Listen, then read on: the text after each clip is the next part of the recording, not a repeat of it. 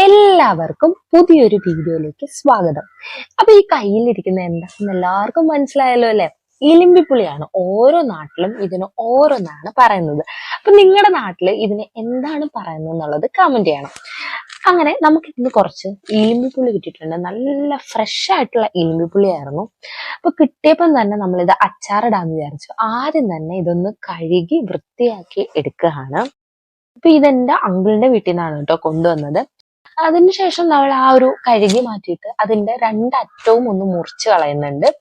അതിനുശേഷം നടുവേന്ന് ഇതുപോലെ ഒന്ന് രണ്ടായിട്ട് കീറിയെടുത്തു. അതിനുശേഷം ഒന്നുകൂടി കീറി, അങ്ങനെ 4 പീസായിട്ട് നീളത്തിലാണ് ഈ ഒരു അച്ചാറിന് വേണ്ടിയിട്ട് നമ്മൾ കീറിയെടുക്കേണ്ടത്. അങ്ങനെ എല്ലാ പുളിയും നല്ലതുപോലെ കീറിയെടുത്തിട്ടുണ്ട്. ഇത് വെറുതെ ഇങ്ങനെ ഉപ്പും മുളകും കൂട്ടി കഴിക്കാൻ തന്നെ ഭയങ്കര ടേസ്റ്റ് ആണ്. ഇനി നമുക്ക് അച്ചാറുണ്ടാക്കുന്നത്, ഇലിമ്പിപ്പുളി അച്ചാറുണ്ടാക്കുന്നത് എങ്ങനെയാണെന്ന് നോക്കാം. ആദ്യം തന്നെ ഒരു പാൻ വെച്ചിട്ട് അത് ചൂടാകുമ്പോൾ അതിലേക്ക് ഉലുവ ഇട്ട് കൊടുക്കണം. എന്നിട്ട് അത് നന്നായിട്ടൊന്ന് മൂപ്പിച്ചെടുക്കണം. അപ്പോൾ ഉലുവ നന്നായിട്ട് മൂത്ത് ഒരു ബ്രൗണിഷ് കളർ ആവുന്ന ടൈമിൽ അത് നമുക്ക് കറക്റ്റ് അറിയാൻ പറ്റും. എങ്ങനെയാണെന്നറിയോ? ഇങ്ങനെ ഉലുവ പൊട്ടുന്ന ടൈം നമുക്ക് അറിയാൻ പറ്റും അത് മൂത്തിട്ടുണ്ടെന്ന്. ആ ടൈം നമ്മളത് ഓഫ് ചെയ്യണം. ഓഫ് ചെയ്തിട്ട് അതൊന്ന് തണുപ്പിച്ചിട്ട് നമ്മൾ എന്ത് ചെയ്യണം, മിക്സിയുടെ ജാറിലേക്ക് ഇട്ട് കൊടുത്തിട്ട് ആ ഉലുവ ഒന്ന് നമ്മൾ ക്രഷ് ചെയ്ത് എടുക്കണം. ഒരുപാട് ഫൈനായിട്ടൊന്നും പൊടിക്കണ്ട, ഒന്ന് ജസ്റ്റ് ഒന്ന് പൊടിച്ചെടുത്താൽ മതി.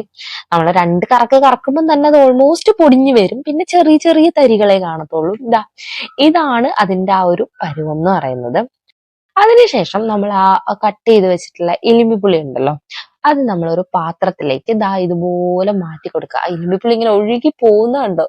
അപ്പോ അങ്ങനെ നമ്മളൊരു പാത്രത്തിലേക്ക് മാറ്റി കൊടുത്തു. അതിനുശേഷം ഇതിലേക്ക് നമ്മൾ ഉപ്പിട്ട് കൊടുക്കണം. ഉപ്പ് ആവശ്യത്തിന് ഇട്ട് കൊടുത്തോ, കാരണം ഇതിപ്പോ പുളിയാണ്. പിന്നെ അച്ചാറിന് നമുക്ക് അറിയാലോ, അച്ചാറിടുമ്പോൾ ഉപ്പ് നമുക്ക് അത്യാവശ്യം വേണം. അതിനുശേഷം പൊടിച്ച ആ ഒരു ഉലുവയും കൂടെ ഇട്ടിട്ട് നന്നായിട്ട് കൈ വെച്ച് തന്നെ നന്നായിട്ട് ഇതൊന്ന് തിരുമ്മി യോജിപ്പിച്ച് കൊടുക്കണം.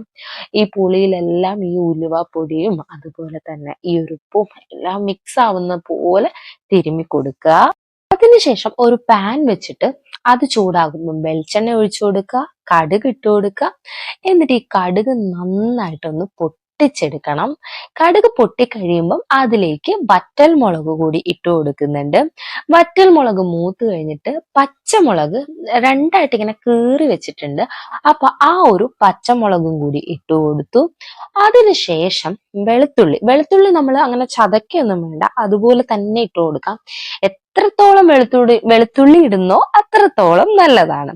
അതിനുശേഷം കറിവേപ്പിലയും കൂടെ അങ്ങോട്ട് ഇട്ട് കൊടുക്കുകയാണ്. അപ്പൊ ഈ ഒരു പച്ചമുളകിന്റെയും അതുപോലെ വെളുത്തുള്ളിയുടെയും എല്ലാം ഫ്ലേവർ ഈ ഒരു അച്ചാറിലോട്ട് ഇറങ്ങുമ്പോൾ എല്ലാം കൂടെ ചേർന്ന് ഭയങ്കര ടേസ്റ്റി ആയിട്ട് നമുക്ക് ഉള്ള ഒരു അച്ചാറായിരിക്കും ഫൈനലായിട്ട് കിട്ടുന്നത്. അപ്പം ഇതെല്ലാം കൂടെ ചേർത്ത് നന്നായിട്ട് വഴറ്റിയതാ ഇതുപോലൊന്ന് മിക്സ് ചെയ്ത് എടുക്കുക. ഇതിന്റെയൊക്കെ ആ ഒരു പച്ചച്ചുവ എല്ലാം മാറണം. അത് മാറുന്ന ആ ഒരു ടൈമിൽ മുളക് പൊടിയും കൂടി ചേർത്ത് കൊടുക്കുന്നുണ്ട്. മുളക് പൊടി ഒരു 3-4 സ്പൂണൊക്കെ ചേർത്ത് കൊടുത്തു. പിന്നെ കുറച്ച് മഞ്ഞൾപ്പൊടി, വളരെ ലേശം മഞ്ഞൾപ്പൊടി മാത്രം ചേർത്ത് കൊടുത്താൽ മതി. എന്നിട്ട് എല്ലാം കൂടെ ചേർത്ത് വീണ്ടും മിക്സ് ചെയ്യാം. ആ ഒരു പച്ച മണം മാറണം, അത്രേ ഉള്ളൂ. അതുവരെ ഇതങ്ങ് മിക്സ് ചെയ്ത് കൊടുക്കുക. എന്നിട്ട് നമ്മൾ നേരത്തെ ഉലുവ പൊടിച്ച ആ ഒരു മിക്സിയുടെ ജാർ ഉണ്ടല്ലോ, ആ ജാറിൽ കുറച്ച് വെള്ളം ഒഴിച്ചിട്ട് അത് തന്നെയാണ് ഒഴിച്ചു കൊടുക്കുന്നത്. കാരണം ഒരു ഫ്ലേവറും നമുക്ക് മിസ്സാവാൻ പാടില്ല. എല്ലാ ഫ്ലേവറും കൂടെ ഈ ഒരു അച്ചാറിൽ കിട്ടണം. എന്നിട്ട് ആ ഒരു വെള്ളവും കൂടെ ഒഴിച്ചു കൊടുത്തു. അതിനുശേഷം കായപ്പൊടി ആവശ്യത്തിന് ഇട്ട് കൊടുത്തോ. അച്ചാറിൽ കായപ്പൊടി ആവശ്യത്തിന് നിങ്ങൾക്ക് ഇടാം, അത് ഒരു പിശുക്കൊന്നും കാണിക്കേണ്ട കാര്യമില്ല. അപ്പോ കായപ്പൊടിയും കൂടി ഇട്ടിട്ട് ആ ഒരു ഗ്രേവി ഒന്ന് തിളച്ചു വരുന്ന ടൈമിൽ അത് ഓഫ് ചെയ്തൊന്ന് തണുപ്പിച്ചതിന് ശേഷം ഈ ഒരു മിക്സ് ചെയ്ത് വെച്ച ഉലുവയും ഉപ്പും കൂടെ ചേർത്ത് മിക്സ് ചെയ്ത് വെച്ച ഇലിമ്പിപ്പുളി ഉണ്ടല്ലോ, അത് ആ ഗ്രേവിയിലോട്ട് ചേർത്ത് കൊടുക്കാം. നമ്മൾ ഈ ഒരു ടൈമിൽ ഗ്യാസ് ഓഫ് ചെയ്തിട്ട് ചേർത്ത് കൊടുത്താൽ മതി കേട്ടോ. എന്നിട്ട് ഇത് നന്നായിട്ട് അങ്ങ് മിക്സ് ചെയ്യാം. കാരണം ഇരുന്നിരുന്ന് ഇതങ്ങ് സെറ്റ് ആയിക്കോളും. നമ്മളല്ലാതെ പുളി വേവിക്കേണ്ട കാര്യമൊന്നുമില്ല. അപ്പൊ ഇതൊന്ന് നന്നായിട്ട് ഇളക്കിയതിന് ശേഷം ഗ്യാസ് എപ്പോഴും ഓഫ് ആയിരിക്കണം, അത് മറക്കരുത് കേട്ടോ. എന്നിട്ട് ഇതൊന്ന് തണുക്കട്ടെ. തണുത്ത് കഴിയുമ്പോൾ നമുക്കിതൊരു ബോട്ടിലോട്ട് മാറ്റിയിട്ട് സ്റ്റോർ ചെയ്യാം. അങ്ങനെ നമ്മൾ ഇതാ തണുപ്പിച്ചെടുത്തു. ഇനി നമുക്ക് ഇതൊരു ബോട്ടിലേക്ക് നമുക്ക് മാറ്റി വെക്കാം.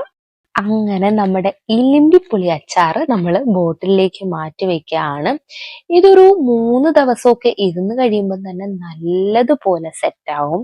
പക്ഷെ ഒരാഴ്ചയൊക്കെ വെക്കാനുള്ള ക്ഷമ ഉണ്ടെങ്കിൽ കുറച്ചധികം സെറ്റായിട്ട് നല്ല അടിപൊളിയായിട്ട് നമുക്കിങ്ങനെ വായിക്കൂടെ വെള്ളം വരും കാണുമ്പോൾ, ആ രീതിയിലത്തെ ഒരു പരുവായിട്ട് നമുക്ക് കഴിക്കാം. അപ്പൊ എല്ലാവരും ഈ ഒരു അച്ചാറിന്റെ റെസിപ്പി ഒന്ന് ട്രൈ ചെയ്ത് നോക്കുക. എന്നിട്ട് നിങ്ങളുടെ ഫീഡ്ബാക്സ് ഒക്കെ അറിയിക്കുക. Thanks for watching.